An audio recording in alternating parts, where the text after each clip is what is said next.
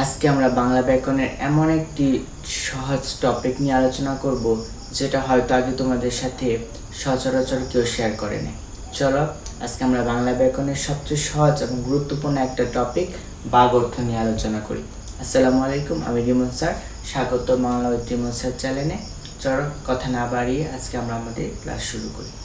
Bug অর্থ নিয়ে বিস্তারিত আলোচনার আগে চলো আমরা শিখে নিই বাগ অর্থ কাকে বলে। একটি শব্দ বা বাক্য দিয়ে যা বোঝানো হয় তাকে বাগ অর্থ বলে। আমি আবার বলছি, একটি শব্দ বা একটি বাক্য দিয়ে যা বোঝানো হয় তাকে বাগ অর্থ বলে।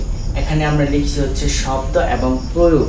পদ্ম ফুল, পদ্ম ফুল হচ্ছে একটা শব্দ, আর এটার বাগ অর্থ যদি আমরা বলতে চাই, পানিতে ভাসমান সবচেয়ে সুন্দর একটা ফুল হচ্ছে পদ্ম ফুল। তাহলে আমরা কি জানলাম? একটি শব্দ বা বাক্য দিয়ে যা বোঝানো হয় তাকে বাগ অর্থ বলে। ভাগ অর্থ মূলত দুই প্রকার। ভাগ অর্থ দুই প্রকার, একটা হচ্ছে বাচ্যার্থ, একটা হচ্ছে লক্ষ্যার্থ। যদি আমরা প্রথমে জানি বাচ্যার্থ কি।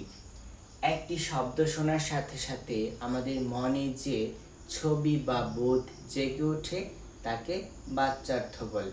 বাচ্যার্থ কাকে বলে? একটা শব্দ শোনার সাথে সাথে আমাদের মনে বা আমাদের চোখের সামনে যে বোধ জেগে ওঠে তাকে বাচ্যার্থ বলে। আবার মূলত আবিধানিক অর্থ প্রকাশের ক্ষেত্রে বাচ্যার্থ ব্যবহৃত হয়। আবিধানিক অর্থ প্রকাশের ক্ষেত্রে বাচ্যার্থ ব্যবহৃত হয়। আবার এক কথায় যদি আমরা বলি, এক কথায় বলতে গেলে শব্দের যে মুখ্য অংশ বা শব্দের যে মুখ্য অর্থ, শব্দের সেই মুখ্য অর্থটাকে প্রকাশ করার জন্য বাচ্যার্থ ব্যবহৃত হয়। বাচ্যার্থের উদাহরণ হিসাবে আমরা মাথা শব্দটিকে ব্যবহার করতে পারি। মাথা শব্দটি শোনার পরেই প্রথমে আমাদের চোখের সামনে যেটা ভেসে ওঠে সেটা হচ্ছে শরীরের ঊর্ধ্বাংশ। সম্ভবত মাথা দিয়ে আমরা শরীরের ঊর্ধ্বাংশ কি বুঝি, সুতরাং বলা যায় যে একটা শব্দ দিয়ে যেই অর্থ প্রকাশ পায় সেটা হচ্ছে বাগ অর্থ। এখন আমরা আলোচনা করব হচ্ছে লক্ষ্যার্থ নিয়ে।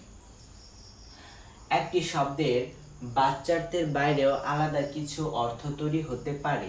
একটি শব্দের বাচ্যার্থ থাকলেও বাচ্যার্থ ছাড়াও আলাদা কিছু অর্থ তৈরি হতে পারে। এই আলাদা অর্থের নাম হচ্ছে লক্ষ্যার্থ। মূলত শব্দের যে গৌণ অর্থ, সেই গৌণ অর্থকে লক্ষ্যার্থ বলে। যদি আমরা লক্ষ্যার্থের একটা উদাহরণ দিই, অঞ্চল। অঞ্চল দ্বারা মূলত সারির পার বোঝানো হয়, কিন্তু অঞ্চল দ্বারা আবার একটা এলাকাকেও বোঝানো হয়। সুতরাং আমরা বলতে পারি কি, একটি শব্দের বাচ্যার্থের বাইরেও বা মুখ্য অংশের বাইরেও কিছু গৌণ অর্থ প্রকাশ করতে পারে। সেই গৌণ অর্থকে কি বলে? লক্ষ্যার্থ বলে। বাগ অর্থের মধ্যে বাচ্যার্থ এবং লক্ষ্যার্থ ছাড়াও আরো কতগুলো শব্দ আছে। চলো আমরা শব্দগুলোর সাথে পরিচিত হই। যেমন ভাষার স্বাভাবিক বিবর্তন প্রক্রিয়ায় শব্দ নিম্নোক্ত কয়েকটি শ্রেণীতে ভাগ করা যায়। কি কি? অর্থের সংকোচন, অর্থের উন্নতি, অর্থের অবনতি, অর্থ বদল। তাহলে বাচ্যার্থ এবং লক্ষ্যার্থ ব্যতীত বাগ অর্থের মধ্যে আরো নতুন কয়েকটা শব্দ। কি কি? একটা হচ্ছে শব্দের সংকোচন বা অর্থের সংকোচন, বা অর্থের উন্নতি, অর্থের অবনতি, অথবা অর্থের বদল। যদি আমরা এখন অর্থ সংকোচনটা শিখি, যেমন এখানে উদাহরণ হিসাবে উল্লেখ আছে মৃগ। আগের কালে মৃগ দ্বারা পশুদের বোঝানো হতো। মৃগয়া, আগের কালে মৃগয়া দ্বারা যারা পশু শিকার করত তাদেরকে বোঝানো হতো। আবার মৃগরাজ দ্বারা আগের কালে পশুদের রাজাকে বোঝানো হতো, কিন্তু বর্তমান সময়ে অর্থের সংকোচন ঘটে।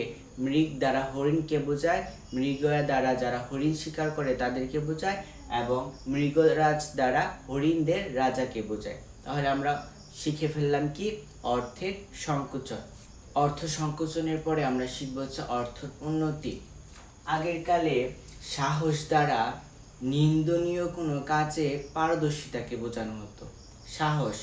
সাহস দ্বারা অতীতকালে নিন্দনীয় কোনো কাজে পারদর্শিতাকে বোঝানো হতো, যেমন চুরি, ডাকাতি এসব। বর্তমান যুগে সাহস দ্বারা আমরা কি বুঝি? ঝুঁকিপূর্ণ কোনো কাজে পারদর্শিতাকে বুঝে থাকি। বর্তমান যুগে সাহস দ্বারা আমরা ঝুঁকিপূর্ণ কোনো কাজে নিজের পারদর্শিতাকে বুঝে থাকি। এখন আমরা শিখব হচ্ছে অর্থের অবনতি। ইতিবাচক শব্দের অর্থ যখন নেতিবাচক শব্দের অর্থ হিসেবে ব্যবহৃত হয় তখন তাকে শব্দের বা অর্থের অবনতি বলে। যেমন আগে জ্যাঠামি দ্বারা সম্মানিত ব্যক্তিকে জ্যাঠাকে বোঝানো হতো, কিন্তু এখন বর্তমান যুগে জ্যাঠামি দ্বারা অতি ন্যাকা লোকদের বোঝানো হয়ে থাকে। এখন আমরা জানি হচ্ছে অর্থ বদল।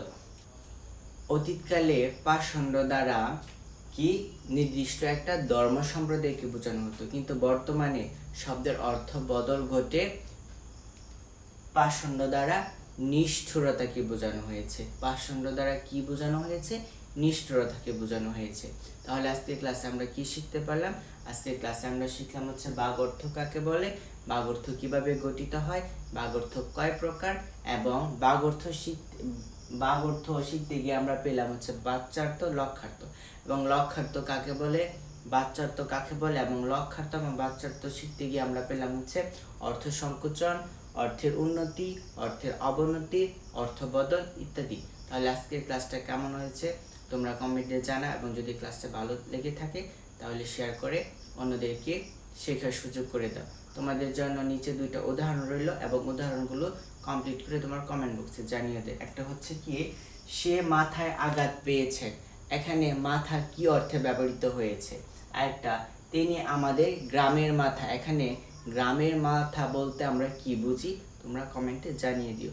ধন্যবাদ এতক্ষণ সাথে থাকার জন্য।